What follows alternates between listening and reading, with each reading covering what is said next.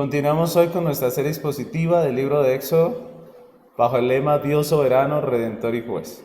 Hoy continuamos con nuestra serie. Este es nuestro sermón número 157 de esta serie. Este año, con la bendición de Dios, terminamos nuestra serie de Éxodo y estamos entrando en la parte final. El título de la predicación hoy es Una expresión de alabanza. Una expresión de alabanza. Y vamos a estudiar en esta ocasión Éxodo 35, versículos 20 al 29. Como es un texto bastante largo, vamos a comenzar leyendo apenas el primer versículo, el versículo 20, y vamos a ir avanzando leyendo los demás versículos a medida que avanzamos con nuestro estudio. El versículo 20 dice la palabra del Señor, Éxodo 35, 20. Y salió toda la congregación de los hijos de Israel de delante de Moisés. Entonces, continuamos hoy con este precioso estudio del Éxodo, donde hemos visto a Dios como el libertador de su pueblo, sacando a los hijos de Israel de Egipto, ¿cierto? Lo hemos visto como el legislador que le da leyes a los hijos de Israel allí en el monte Sinaí. Lo hemos visto como el Dios del pacto, que estaba celebrando el pacto allí con los hijos de Israel. Pero también vimos el pecado de Israel y cómo Dios renueva ese pacto, y lo vemos como el Dios misericordioso y lleno de gracia.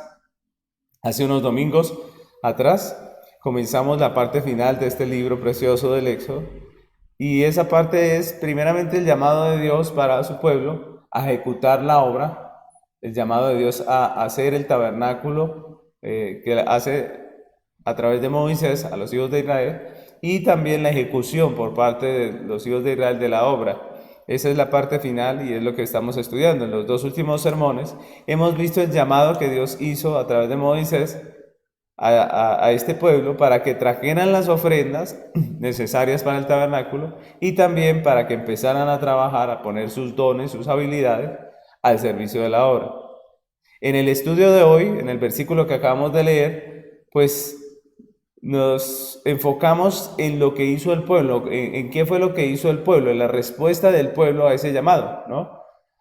Dios había llamado a través de Moisés, les había convocado, les había mandado a traer sus ofrendas y a poner sus dones al servicio de la obra. Y ahora, en este versículo, vemos lo que el pueblo hizo, ¿cierto? ¿Cómo fue la respuesta del pueblo? El versículo que acabamos de leer dice que ellos, al escuchar el llamado de Moisés, salen de la presencia de Moisés, salen de su presencia.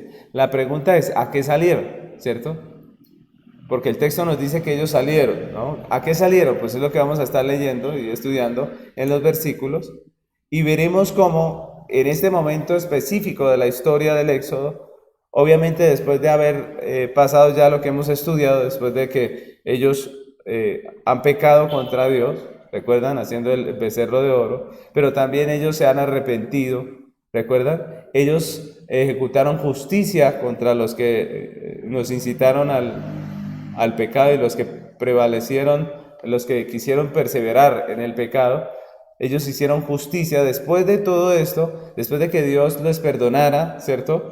Después de que Él renovara su pacto, entonces vemos nosotros al pueblo atendiendo al llamado de Dios para ejecutar la obra, y podemos ver a través de este estudio, vamos a ver cómo las acciones de los hijos de Israel frente al llamado de Dios fueron acciones de verdaderas alabanza, ¿cierto? Esas acciones que vamos a estudiar hoy, vamos a ver cómo fueron expresiones de alabanza a Dios. Y las preguntas que vamos a estar contestando hoy a través de nuestro estudio son las siguientes. ¿Cómo respondió el pueblo al llamado que Dios le hizo para traer la ofrenda, ¿cierto? Y también para poner sus dones al servicio de la obra. ¿Cómo respondió ese pueblo, no? Y segundo, ¿cómo esas acciones del pueblo de Dios manifiestan verdadera adoración y alabanza a su Señor? Vamos a responder estas dos preguntas a través de tres sencillos puntos que vamos a estar teniendo en nuestro sermón de hoy. El primero de esos puntos, vamos a avanzar de una vez con nuestro estudio. El primero de esos puntos se titula Obediencia diligente. Entonces, ¿qué vemos nosotros en estos hijos de Israel, ¿cierto? ¿Qué acciones hicieron ellos o cómo respondieron ellos de tal manera que sus acciones fueron alabanza y fueron adoración a Dios? Lo primero que vemos es obediencia diligente. Y nosotros vamos a leer en los versículos del 20 al 24. Éxodo 35, 20 al 24. Dice la palabra, y salió toda la congregación de los hijos de Israel de delante de Moisés, y vino todo varón a quien su corazón estimuló, y todo aquel a quien el Espíritu le dio voluntad, con ofrenda a Jehová para la obra del tabernáculo de reunión, y para toda su obra, y para las sagradas vestiduras. Vinieron así hombres como mujeres, todos los voluntarios de corazón, y trajeron cadenas y zarcillos, anillos y brazaletes, y toda clase de joyas de oro, y todos presentaban ofrendas de oro a Jehová. Todo hombre que tenía azul, púrpura, carmesí, lino fino, pelo de cabras, pieles de carneros, teñidas de rojo, pieles de tejones, lo traía. Todo el que ofrecía ofrenda de plata o de bronce traía a Jehová la ofrenda. Todo el que tenía madera de acacia la traía para toda la obra del servicio. Entonces, recordemos, mis hermanos, primeramente, que hace unos domingos, cuando hablamos del llamado del Señor a traer la ofrenda, a traer sus materiales para la ofrenda del tabernáculo, vimos cómo la ofrenda para la obra tiene el propósito de suplir una necesidad física, ¿cierto? En este caso, ¿cuál era? ¿Recuerdan? Pues eran los materiales que se requerían para construir el tabernáculo. Recordemos que vimos cómo Dios se los había provisto al pueblo y ahora se lo estaba demandando. En esta ocasión, en la ocasión que estudiamos esta parte, pues aprendimos que la ofrenda para la obra es para el pueblo de Dios un deber o un mandato que demanda obediencia, ¿cierto? Vimos cómo Dios no simplemente dijo, miren a ver qué recogen, sino que Dios dice, enfáticamente dice, manda a los hijos de Israel que traigan ofrenda. Es un mandato que reclama o que demanda de nosotros, del pueblo de Dios, obediencia. Y en estos versículos que estamos viendo hoy, pues vemos cómo contestaron los hijos de Israel a ese mandato, a ese llamado de Dios, a esa orden de Dios. Y en el texto el escritor se ocupa de mostrar la diligencia de ellos para hacer lo que Dios les dijo, para obedecer al mandato. La Biblia dice que ellos salieron de la presencia de Moisés y fueron directo a sus tiendas a traer lo que el Señor les había mandado. Y eso es interesante, ¿cierto? Nos preguntábamos hace un rato, ¿a qué salieron? Pues el texto que acabamos de leer nos muestra que ellos salieron a cumplir el mandato de Dios. Ellos salieron a traer lo que Dios había demandado para la construcción del tabernáculo. Ellos hicieron lo que Dios les había mandado, de la manera en que Dios había mandado y en el tiempo en que Dios había mandado. Miren que ellos fueron diligentes, ¿cierto? Ellos no se quedaron ahí pensándolo. Ellos salieron rapidito a hacer lo que Dios les había mandado, ¿cierto? Ellos hicieron lo que Dios les había mandado, de la manera que Dios les mandó y en el tiempo en que Dios les mandó. Y eso, como nosotros hemos visto en otros estudios, pues es lo que es verdadera obediencia, ¿cierto? Eso es lo que es verdadera obediencia. Y con esa diligente obediencia, los hijos de Israel estaban expresando alabanza al Señor. Estaban demostrando algo que había en sus corazones. Por eso el texto nos habla, cuando vemos todo este texto de Éxodo, y ustedes tienen que darse cuenta de eso, el escritor enfatiza el aspecto de que todos lo dieron de corazón.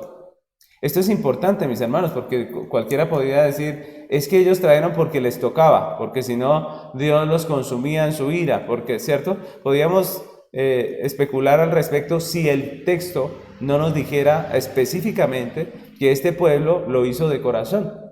Y eso es algo interesante, mis hermanos, porque así como reconocemos cuando el pueblo pecó, cuando el pueblo violó el mandamiento de Dios, ¿cierto? Y lo hizo con todo su corazón, ¿cierto?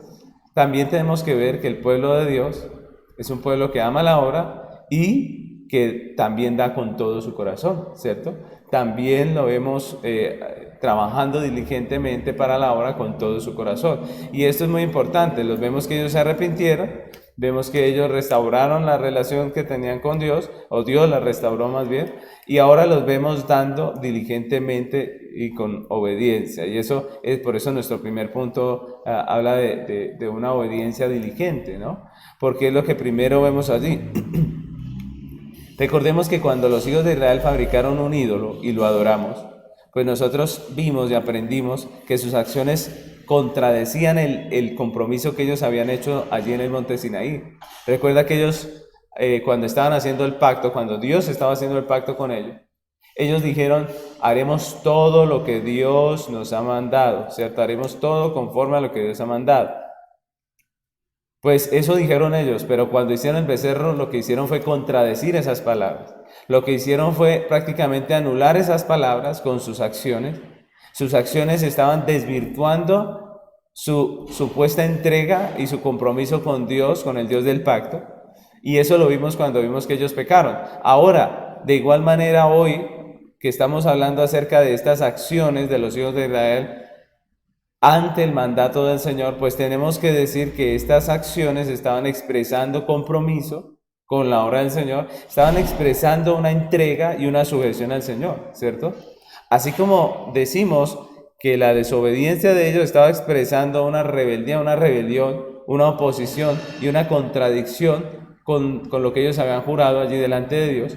Ahora con estas acciones que ellos están mostrando aquí en este texto, pues nosotros tenemos que decir también que ellos están expresando un compromiso con la obra de Dios, están expresando una adoración al Señor, y podemos decir que sus acciones, las acciones del pueblo de Dios, en este caso no están desvirtuando sus palabras, sino que más bien las están confirmando. Y eso es importante que lo tengamos en cuenta hoy, ¿cierto? Porque Dios nos está diciendo que nuestras acciones o confirman nuestras palabras o las desvirtúan, ¿cierto?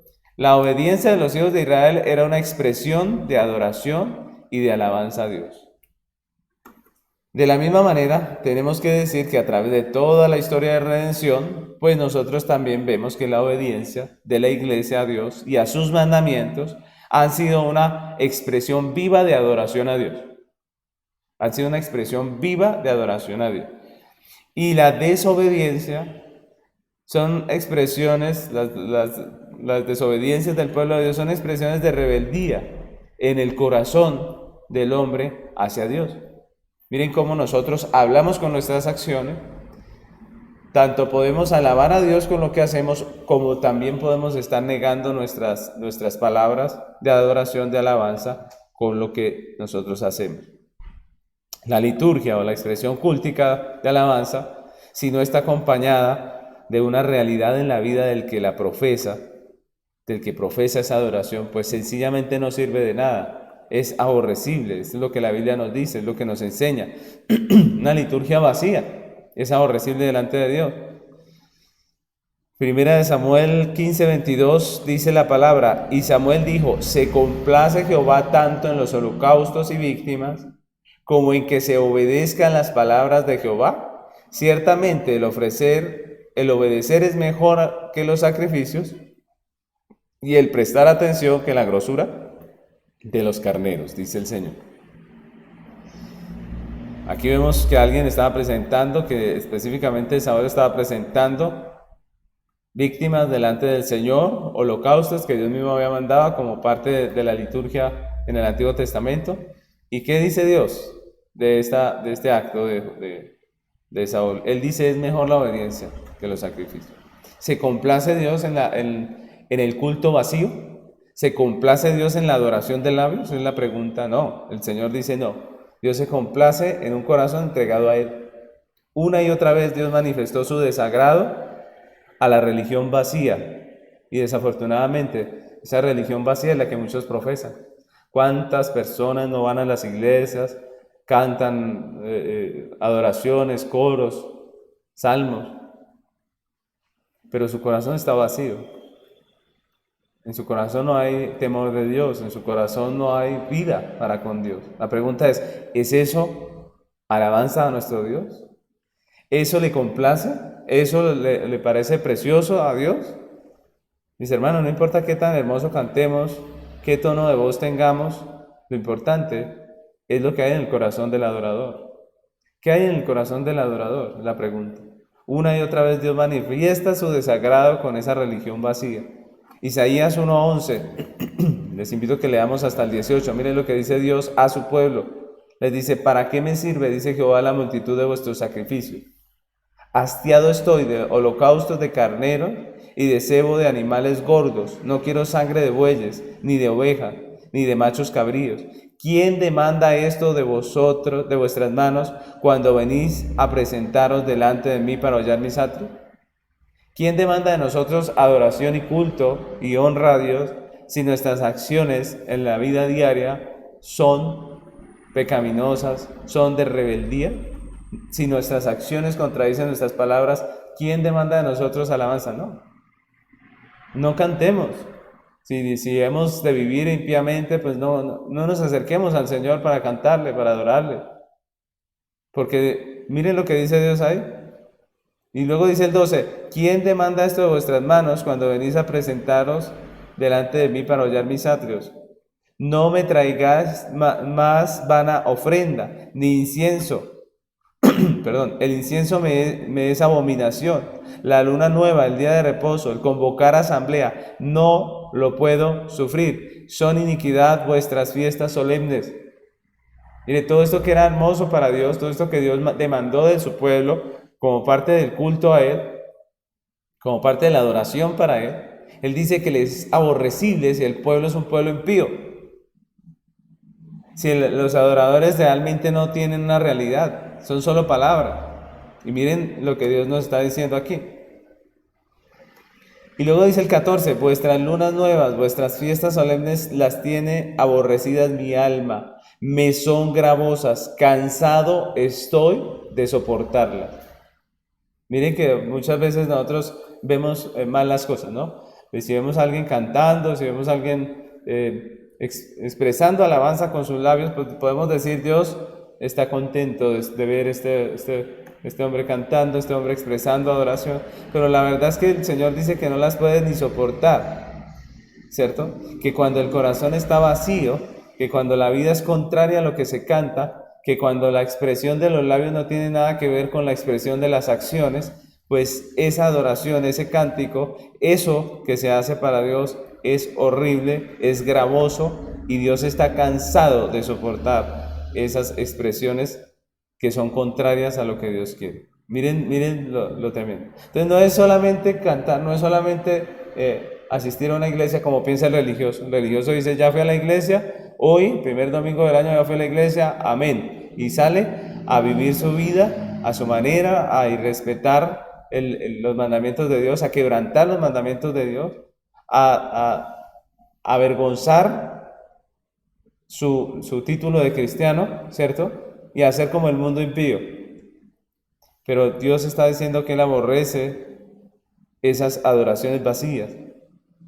Luego dice el 15, cuando extendáis vuestras manos, yo esconderé de vosotros mi rostro. Asimismo, cuando multipliquéis la oración, yo no oiré. Llenas están de sangre vuestras manos. ¿Qué dice Dios ante esta situación de estas personas, de estos cristianos? Porque se ven que son cristianos a los que Dios les está hablando en este texto, es decir, son creyentes, obviamente no eran cristianos como hoy en día nosotros, pero sí eran creyentes, y lo que vemos en el 16 es que Dios les dice, lavaos y limpiaos, quitad la iniquidad de vuestras obras de delante de mis ojos, dejad de hacer lo malo. Mire, aquí no les dicen, hagan mejor sus fiestas solemnes, arreglen la música, hagan que las cosas suenen mejor. No, Dios dice, lávense, límpiense. ¿Cómo es que vienen a adorarme en su inmundicia, en su pecado, cierto? Dice, aprendan a hacer el bien, busquen el juicio, restituid al agraviado, haced justicia al huérfano, amparad a la viuda. Venid luego, dice Jehová, y estemos a cuenta. Si vuestros pecados fueren como la grana, como la nieve serán emblanquecidos. Si fueren rojos como el carmesí, vendrán a ser como blanca lana. Dios está llamando la atención a su pueblo y les está diciendo que la adoración, la alabanza se expresa a través de la obediencia diligente, mis hermanos. Aquí dice, ¿de qué les sirve a ustedes hacer todo esto si son rebeldes? Si están actuando de contrario a lo que yo les he mandado. Mis hermanos, la verdadera adoración y la alabanza a Dios se dan con la vida y no solo con los labios, no solo con cánticos.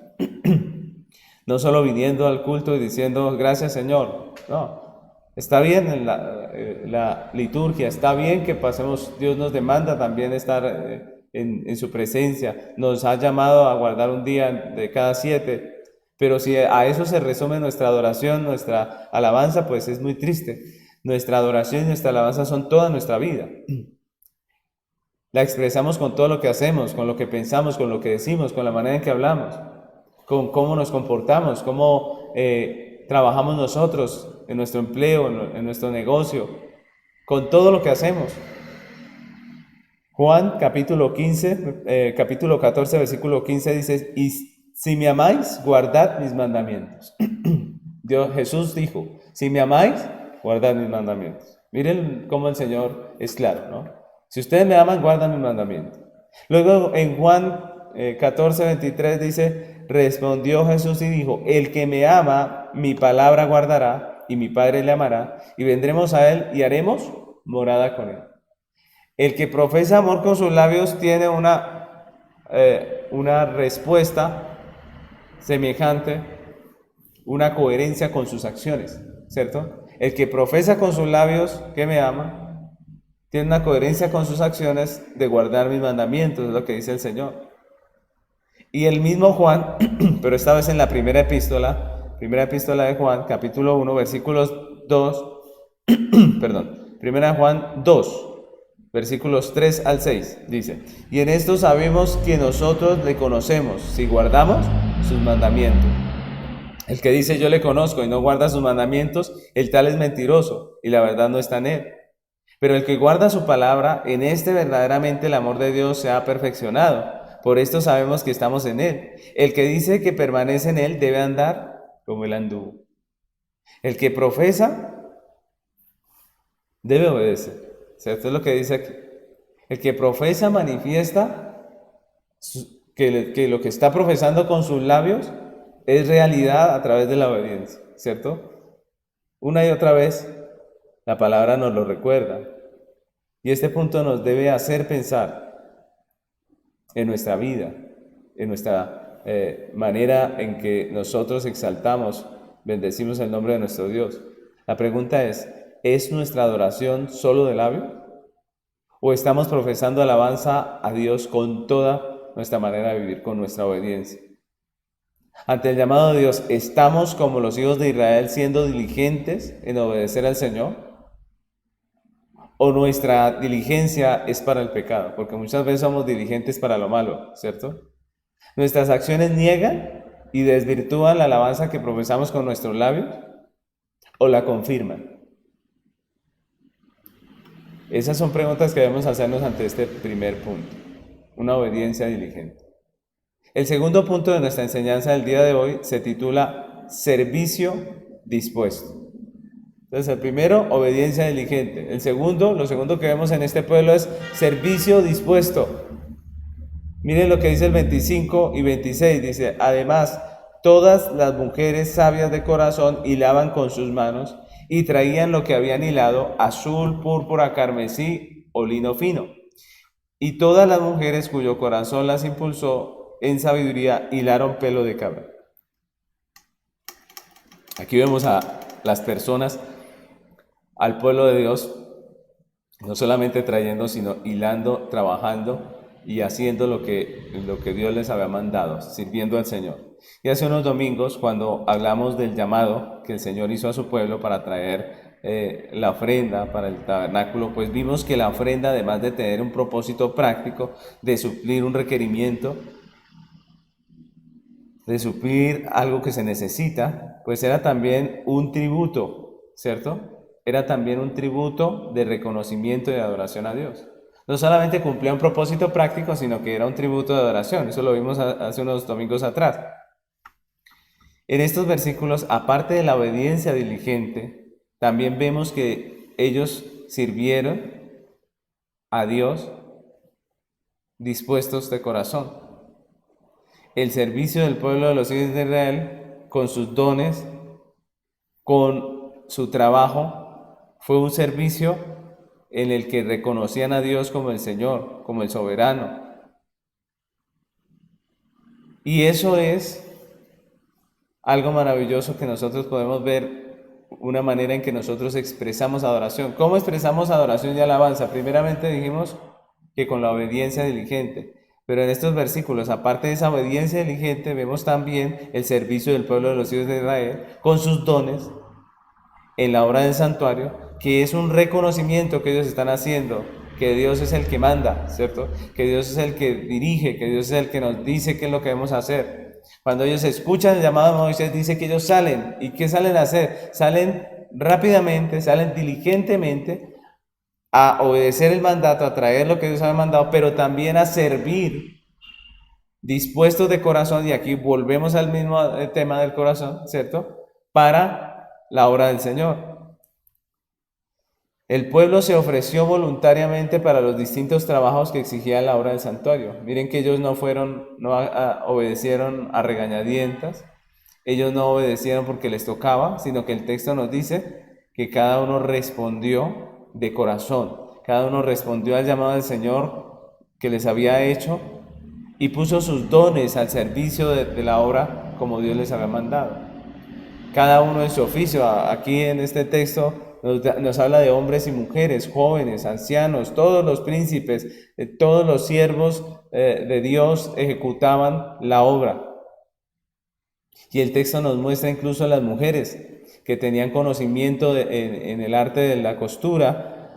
Empezaron allí a hilar telas que se requerían para la construcción del tabernáculo. Recuerden que todo lo que era la parte externa del tabernáculo era en tela. Y recordemos también que todas las vestiduras de los sacerdotes requerían de estas mismas telas. ¿Cuáles telas? Dice el texto: azul, púrpura, carmesí, lino fino. Y dice que otras hilaban pelo de cabra. Recuerdan que todas esas eran elementos necesarios dentro del tabernáculo. Pero lo más interesante, mis hermanos, es que el texto aclara que ese servicio no fue impositivo. Es decir, no fue que les tocó, ¿no? Vemos que hubo disposición en el corazón de todos ellos para servir en la obra del santuario. Y eso es importante, hay que resaltar. Una cosa es obedecer por obedecer, y otra cosa es, como el texto insiste en mostrarnos, que hubo disposición en el corazón de estas personas. No toda obediencia de las personas expresa sujeción o expresa adoración o expresa alabanza a nuestro Dios.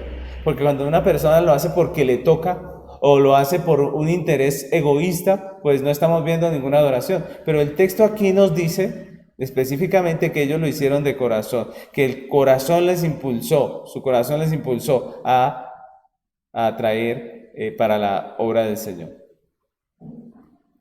Las mujeres, a través de toda la historia de redención, nosotros vemos que ellas, aunque no ejercen como oficiales, han sido parte importante en la obra del Señor. Y este texto resalta el trabajo de las mujeres, ¿cierto? Aquí dice que las mujeres hilaban, que las mujeres hacían esta obra, ¿cierto? Y aquí como que nos enfatizan que las mujeres también participaron allí. ¿Por qué? Porque en toda la historia de redención, el trabajo de la mujer ha sido importante dentro de la congregación. Es cierto que Dios limitó los oficios de liderazgo de los oficiales a los hombres, ¿cierto? Pero la Biblia nos muestra que la mujer es valiosa dentro de la obra del Señor. En toda la Biblia encontramos a la mujer sirviendo con gran disposición, y es algo maravilloso. La mujer tiene disposición para servir al Señor. Las hermanas siempre están dispuestas, están atentas a ver qué requiere la obra, y eso es importante. Lucas capítulo 1 versículo 38 dice: entonces María dijo: he aquí la sierva del Señor, hágase conmigo conforme a tu palabra. Y el ángel se fue de su presencia. ¿Sí recuerdan quién es? María, la madre del Señor. Cuando el ángel le dice: tú has sido escogida para que a través de ti nazca el Salvador, entonces ella ¿qué dice? Dice: he aquí la sierva del Señor, ¿cierto? Yo soy para servir al Señor, hágase conmigo como Él quiera. Y eso es precioso, mis hermanos, eso es disposición, ¿cierto? Eso es disposición, servicio dispuesto. Estoy para lo que se me ordene, dijo María. Y en Hechos capítulo 16, versículo 14 al 15, nos hablan acerca de otra mujer. Dice: entonces una mujer llamada Lidia, vendedora de púrpura de la ciudad de Tiatira, que adoraba a Dios, estaba oyendo, y el Señor abrió el corazón de ella para que estuviese atenta a lo que Pablo decía. Y cuando fue bautizada y su familia, nos rogó diciendo: si habéis juzgado que yo sea fiel al Señor, entrad en mi casa y posad, y nos obligó a quedarnos. Miren lo que dice el apóstol. Dice que esta mujer insistió con ellos, después de haberse convertido, insistió con ellos en quedarse allí, en que ellos se quedaran allí, que reposaran allí. Y el texto termina diciendo, el escritor de Hechos, que es Lucas, termina diciendo: y nos obligó a quedarnos. Imagínense eso.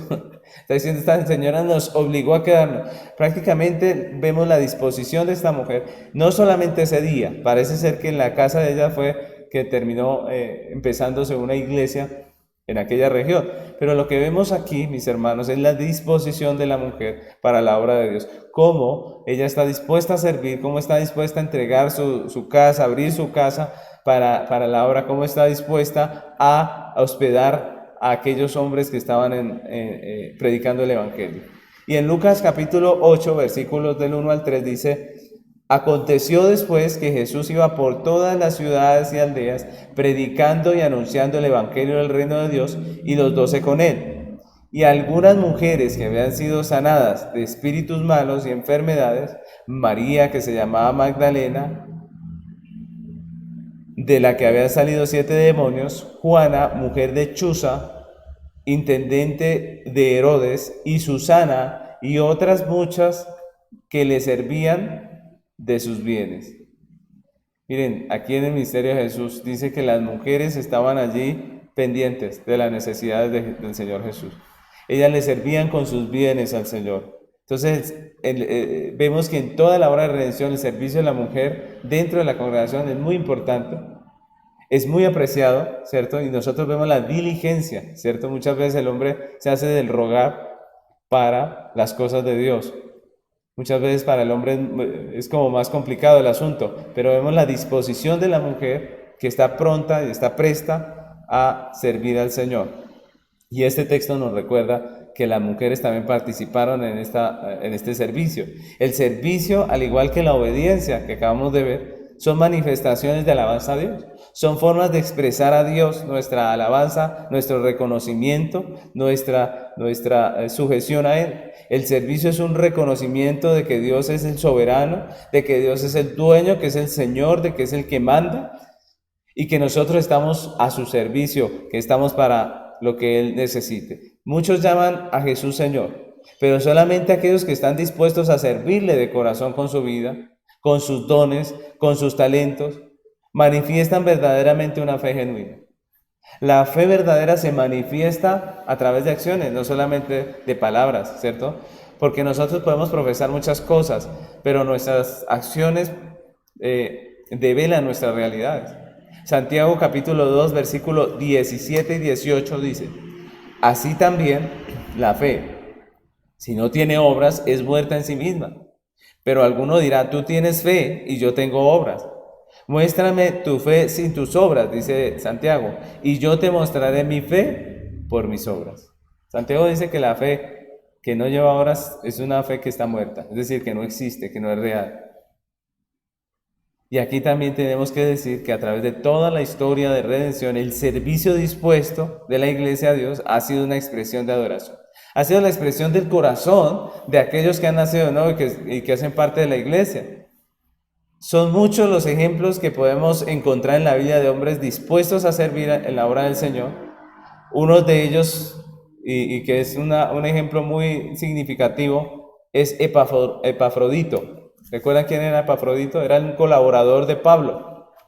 Y en Filipenses capítulo 2, versículos 25 al 30, Pablo escribe acerca de Epafrodito. ¿Qué le dice Pablo a los filipenses acerca de Epafrodito? Dice allí en Filipenses 2, 25, dice: mas tuve por necesario enviaros a Epafrodito, mi hermano y colaborador y compañero de milicia, vuestro mensajero y ministro de mis necesidades, porque él tenía gran deseo de veros a todos vosotros y gravemente se angustió porque habéis oído que había enfermado. ¿Qué era Epafrodito? Dice dice Pablo, que era su colaborador, su compañero de milicia, ¿cierto? El mensajero de él para las iglesias. Recordemos que en ese tiempo no había medios de comunicación tan sofisticados como los que tenemos hoy, y por esa causa el mensaje se pasaba de persona a persona, había que enviar personas. Pues Epafrodito era el mensajero de Pablo, y dice que el que velaba por las necesidades, el que ministraba las necesidades de Pablo. Y luego dice el 27, pues en verdad estuvo enfermo, a punto de morir, pero Dios tuvo misericordia de él, y no solamente de él, sino también de mí, para que yo no tuviese tristeza sobre tristeza. Así que le envío con mayor solicitud para que al verle de nuevo os gocéis, y yo esté con menos tristeza. Recibirle pues en el Señor con todo gozo, y tener en estima a los que son como él, porque por la obra de Cristo estuvo próximo a la muerte, exponiendo su vida para suplir lo que faltaba en vuestro servicio por mí. La Biblia nos muestra aquí que Epafrodito tuvo en sus viajes, en esos viajes que hacía, para precisamente hacer la obra del Señor, para llevar los mensajes a la iglesia, para todas estas cosas, pues en una de esas tuvo una enfermedad grave y estuvo a punto de morir. Pero él, a pesar de toda la situación, él siguió adelante, gracias a Dios se recupera y él puede seguir trabajando. Y Pablo dice que por causa de la obra estuvo próximo a morir, ¿cierto? No se sabe exactamente cómo fue la situación, pero al parecer la situación de salud que tuvo fue por causa de la obra, y él estuvo dispuesto a sufrirla, y él estuvo dispuesto incluso a morir. Epafrodito estuvo dispuesto, a causa de la obra del Señor, que es la iglesia, a morir en el servicio. Él estuvo dispuesto incluso a morir en el servicio. La pregunta es, ¿a qué estamos dispuestos nosotros por la obra del Señor? ¿A qué estamos dispuestos nosotros por la obra del Señor? ¿Estamos honrando a Dios con nuestro servicio? ¿Estamos nosotros comprometidos con la obra de Cristo en el servicio como nos enseña la palabra del Señor? ¿Estamos comprometidos con el servicio de la obra del Señor? ¿Estamos haciendo lo que debemos hacer como iglesia? Nuestro tercer punto se titula grata generosidad. Grata generosidad. Entonces, miren cómo vamos avanzando a través de este texto y vemos algunas de esas características o de esas acciones del pueblo que manifestaron alabanza a Dios, que manifestaron adoración a nuestro Dios. La primera fue la obediencia pronta, ¿cierto? Ellos estuvieron prontos a obedecer. Moisés hizo el llamado y dice que ellos salieron de la presencia de Moisés a hacer, ¿cierto? A traer la ofrenda, a hacer lo que Dios les había mandado. Había una obediencia diligente, pero también había un servicio dispuesto. La iglesia, cuando escuchó el llamado, no se hizo de rogar, no quiso como esquivar la responsabilidad, porque hay personas que escuchan el llamado a servir y mejor se van por un ladito, pero cuando ellos escucharon, sirvieron con diligencia, sirvieron con disposición de corazón. Cada uno empezó a hilar, a traer las cosas que se requerían, a trabajar los diferentes materiales, pusieron sus dones al servicio de la obra con disposición. Y finalmente vemos este tercer punto, que es grata generosidad. Entonces aquí hay otra cosa que vemos en ellos, una grata generosidad. Dice el versículo 27 al 29, los príncipes trajeron piedras de ónice y piedras de los engastes para el efod y el pectoral, y las especias aromáticas y el aceite para el alumbrado y para el aceite de la unción y para el incienso aromático. De los hijos de Israel, así hombres como mujeres, todos los que tuvieron corazón voluntario, miren cómo vuelve e insiste el texto, para traer para toda la obra que Jehová había mandado por medio de Moisés, lo hicieron de Moisés que hiciesen, perdón, leo el 29 otra vez, de los hijos de Israel, así hombres como mujeres, todos los que tuvieron corazón voluntario para traer para toda la obra que Jehová había mandado por medio de Moisés que se hiciese, trajeron ofrenda voluntaria a Jehová. Otra vez, aquí nos hablan de los que tuvieron corazón voluntario, de que trajeron ofrenda voluntaria, todos los que con disposición, con anhelo, con generosidad trajeron al Señor. Y por eso Aquí nosotros hablamos de una grata generosidad. No solo vemos obediencia diligente en el pueblo de Dios, no solamente vemos un servicio dispuesto, pero en la última parte también vemos al pueblo que vino trayendo la ofrenda voluntaria al Señor de manera agradecida y generosa. Estos versículos nos muestran incluso a los príncipes trayendo piedras preciosas, especias aromáticas y aceite para las diferentes necesidades que exigía el santuario. Hombres y mujeres e incluso los príncipes con corazón voluntario trajeron con generosidad, expresando con ello gratitud a Dios. Trajeron todo lo que Dios había pedido, incluso estas piedras preciosas, lo trajeron con voluntad y con generosidad, expresando gratitud a Dios. Algo que podemos resaltar aquí es que los que tenían las piedras preciosas eran los príncipes o los jefes del pueblo. Miren que el texto lo aclara, ¿no? Ellos eran los que tenían esas piedras preciosas que Dios demandaba para la fabricación del efod. Y si hacemos memoria, mis hermanos, cuando vimos acerca de las vestiduras del sacerdote, estudiamos acerca del pectoral que iba sobre el efod, ¿recuerdan? Que era prácticamente un chaleco, el efod, y que este chaleco tenía un pectoral, ¿recuerdan? ¿Qué era el pectoral? Pectoral era una pieza de tela del mismo color del efod, de doble bordado, que formaba un bolsillo cuadrado de 25 centímetros. ¿Recuerdan que lo vimos? Y estaba adornado con 12 diferentes piedras preciosas de diversos colores, incrustadas en engastes de oro. Era una joya preciosa esto. 4 hileras de 3 piedras, cada piedra tenía grabado el nombre de uno de los hijos de Israel. Recordemos que hablamos de cómo el sacerdote entraba representando al pueblo, ¿cierto? Y recuerden que nosotros imaginamos por un momento lo hermoso que fue esa piedra, esas piedras, lo hermoso que fue ese ornamento que traía el sacerdote, era de lo más hermoso, porque era un cuadro con las 12 piedras preciosas, hermosas, incrustadas en oro, y eso debió haber sido algo maravilloso. Recordemos que muchas de esas piedras, cuando estudiamos, vimos que eran difíciles de conseguir porque únicamente se dan en ciertos lugares específicos de la tierra. Y eso es interesante, mis hermanos. No era fácil encontrar estas piedras.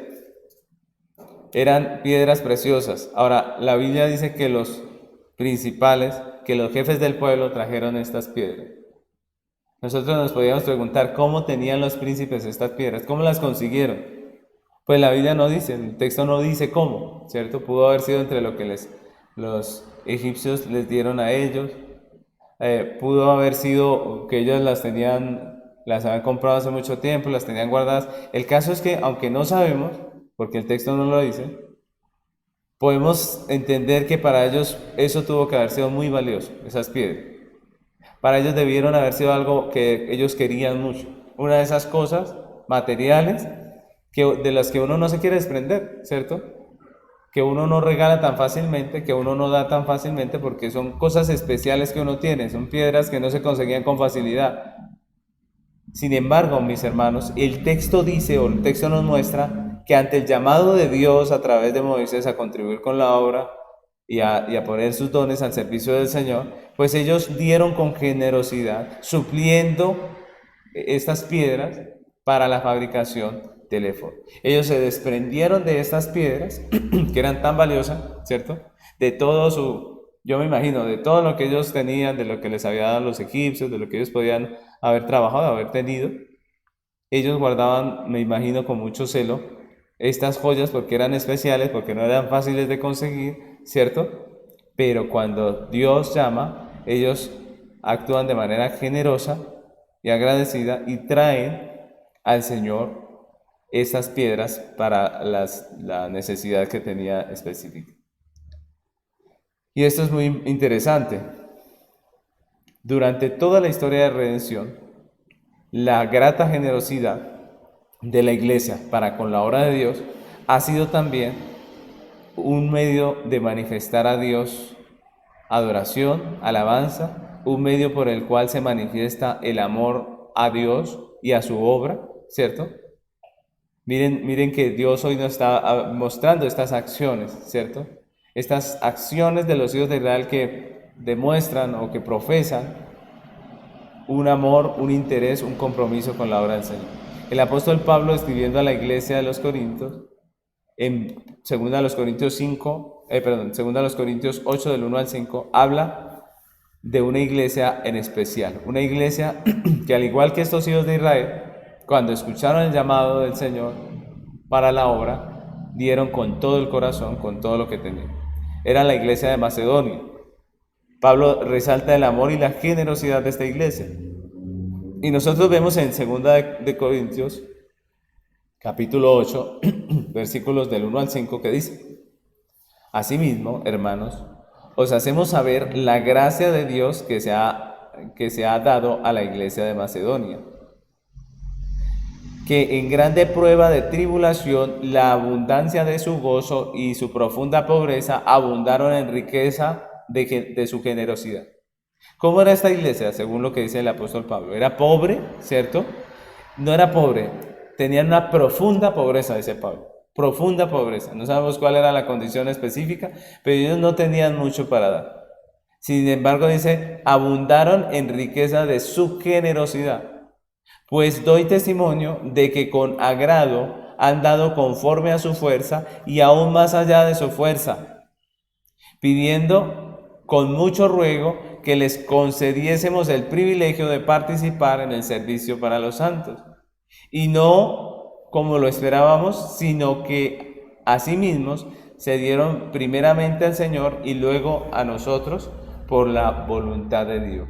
Y ese texto es precioso, porque Pablo dice que había una necesidad que suplir dentro de las congregaciones, ¿recuerdan? Había una situación muy difícil en la iglesia de Jerusalén y había que dar para esa situación, había que tomar una ofrenda para esa situación específica. La iglesia de Jerusalén estaba en problemas por una situación que había acontecido allí. Resulta que Pablo y con los apóstoles deciden tomar una ofrenda en las iglesias, pero resulta, mis hermanos, que según este texto, Pablo consideraba la situación de las iglesias que estaban mal también, porque dice que la iglesia de Macedonia dijo, nosotros también damos. Y dice que les rogaban que les dejasen dar. O sea, como que entre lo que habían discutido la iglesia de Macedonia por su situación, porque tenía una profunda pobreza, pues no, como que no se les llamó a participar, pues obviamente, por la situación. Sin embargo, dice que ellos rogaron a los apóstoles que los dejaran participar ellos también. Mire, ellos dijeron, nosotros somos pobres, estamos en situación difícil, nosotros también, pero queremos dar para la situación que está pasando en nuestra iglesia en Jerusalén. Y la Biblia dice que ellos dieron con todas sus fuerzas, y dice, y aún más allá de sus fuerzas. Ellos rogaron que les dejaran participar de esa labor. Y eso es maravilloso, mis hermanos. Allí lo que vemos es una generosidad grata, una generosidad de corazón. Esta iglesia pudo haber dicho, nosotros pasamos porque nosotros no estamos en una situación como para dar, pero ellos dijeron, ¿qué se ofrece? Nosotros no tenemos mucho, pero ¿qué se ofrece? Algo podemos hacer. Nosotros podemos participar de la obra del Señor con lo poco que tenemos. Ellos no solo dieron en medio de su pobreza, sino que lo hicieron con generosidad, más allá de sus fuerzas. Dice el apóstol Pablo específicamente, dice que aunque tener una pobreza profunda, ellos abundaron en la riqueza de su generosidad, ¿cierto? Obviamente, la ofrenda no fue la más espectacular, pero para lo que ellos estaban pasando, esa ofrenda, dice el apóstol Pablo, fue más allá de sus fuerzas. Y eso es precioso. Nosotros vemos esa generosidad en el pueblo de Dios, esa grata generosidad, que es un distintivo de la iglesia que confía en Dios y no en sus riquezas. Cuando la iglesia confía en Dios y no en sus riquezas, es generosa. Da con generosidad, obviamente de manera bíblica, de la manera en que Dios dice, no como algunos quieren tratar de imponer, sino como la Biblia dice. Pero ese es un distintivo de la iglesia que confía en Dios y no en su riqueza. que confía en el dador de las riquezas, que depende no de las cosas, sino del dueño de las cosas. Ese es un distintivo de la iglesia de Cristo. Hemos visto cómo respondieron los príncipes delante de la presencia de Dios cuando escucharon el mandato. Hemos visto cómo respondieron el pueblo ante el llamado del Señor, ante el mandato del Señor, de traer la ofrenda, de poner sus dones al servicio de la obra. Hemos visto cómo la palabra de Dios nos mostró todo lo que ellos hicieron y fue la diligencia que ellos mostraron. La pregunta es, ¿cómo estamos respondiendo nosotros? Esa es la pregunta que nos podemos hacer en este tercer punto. ¿Cómo estamos respondiendo nosotros? ¿Con qué generosidad? ¿Nos estamos dando al Señor generosamente? ¿Estamos dando nuestro corazón, nuestra vida, nuestro tiempo al Señor generosamente? ¿Estamos enfocados en la obra del Señor? ¿Estamos viviendo para la obra del Señor? ¿Estamos confiando en el Dios que da la provisión? ¿O estamos confiando en la provisión? ¿Estamos confiando en el Dios que nos da la vida, que nos da la salud? ¿O estamos confiando en las cosas? ¿Estamos sirviendo a Dios con nuestra vida, con nuestros talentos, con nuestras acciones? ¿O estamos sirviéndonos a nosotros mismos? Así que, mis hermanos, podemos concluir esta enseñanza diciendo que la obediencia de la iglesia a Dios y sus mandatos ha sido siempre una expresión viva de adoración. La obediencia a Dios y a sus mandatos ha sido una manera de expresar adoración y alabanza al Señor de manera viva. Por el contrario, la desobediencia es una expresión de rebeldía en el corazón del hombre hacia Dios. Por lo tanto, la liturgia o las expresiones culticas de alabanza, si no están acompañadas de una vida real, de una realidad, de una vida coherente con las palabras, pues no sirve absolutamente para nada. Una adoración hermosa, unos cánticos hermosos, una fiel asistencia a la iglesia, una profesión de fe pública, si no va respaldada de vida, de hechos, que manifiesten la veracidad de lo que se está diciendo, pues sencillamente es vacío y no tiene ningún sentido, ¿cierto? La verdadera adoración a Dios, la verdadera alabanza, se da a través de la vida y no solamente de los labios, no solamente de lo que decimos, no solamente de lo que hablamos. También podemos concluir que el servicio dispuesto del pueblo de Dios, al igual que la obediencia, es una manifestación de adoración y de alabanza a Dios. El servicio dispuesto. La pregunta es, ¿estamos nosotros comprometidos con la obra del Señor en el servicio como se nos enseña en la palabra que hemos estado estudiando?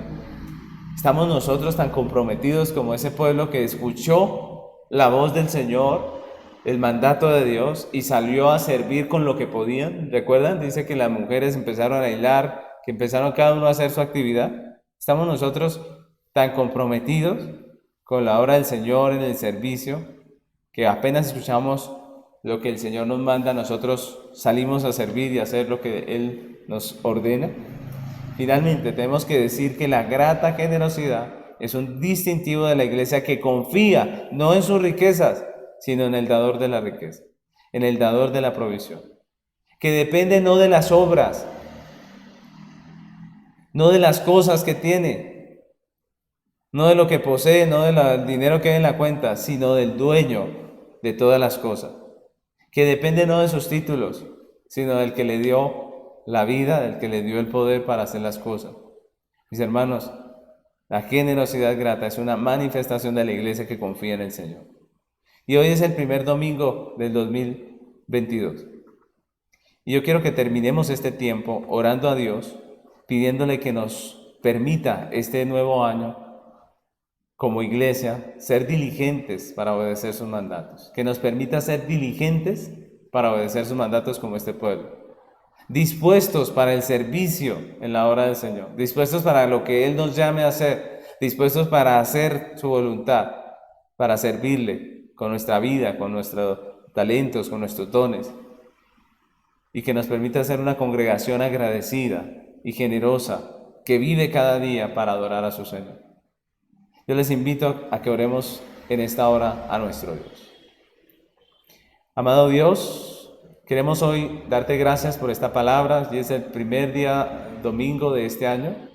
Queremos agradecerte porque nos has dado la vida, la disposición, la salud para estar aquí reunidos hoy, para poder adorarte, para poder empezar este año con la fe, con la gracia tuya en nuestros corazones. Queremos decirte gracias por ese privilegio y pedirte hoy, conforme a tu palabra, Señor, que nos ayudes, Señor. Ayúdanos, Padre Celestial, te lo pedimos en este año nuevo que tú nos regalas. Ayúdanos a ser diligentes para obedecer tus mandatos. Ayúdanos a ser diligentes de tal manera que no posterguemos la obediencia, sino que lo hagamos en el tiempo tuyo, cuando tú nos has mandado. Ayúdanos a ser diligentes este año para hacer tu voluntad, para obedecerte. Ayúdanos a estar dispuestos y disponibles para el servicio. Ayúdanos, Señor, que no solamente estemos dispuestos en el corazón, sino disponibles, Señor, para hacer la obra que tú nos has llamado a hacer en este año, Señor. Te pedimos también, Padre Celestial, que llenes nuestro corazón de gratitud y generosidad, Señor, para vivir cada día, Señor, de acuerdo a tu voluntad. Ayúdanos, Padre. Rogamos por tu iglesia para que nos bendigas en este tiempo, nos ayudes, nos fortalezcas y nos hagas útiles en tu obra, que podamos servir con nuestra vida, con nuestros talentos, con todo nuestro ser este año para ti, y que al finalizar este año podamos ver esa obra preciosa, así como los hijos de Israel cuando vieron terminado el tabernáculo, nosotros también podamos ver el resultado precioso de esta obra que estamos haciendo, Señor, en este año. Ayúdanos, bendícenos, Señor, que tu gracia esté con nosotros, que tu iglesia, Señor, cada día persevere en ti, Señor. Te lo pedimos, Señor, en el nombre de Cristo Jesús. Amén.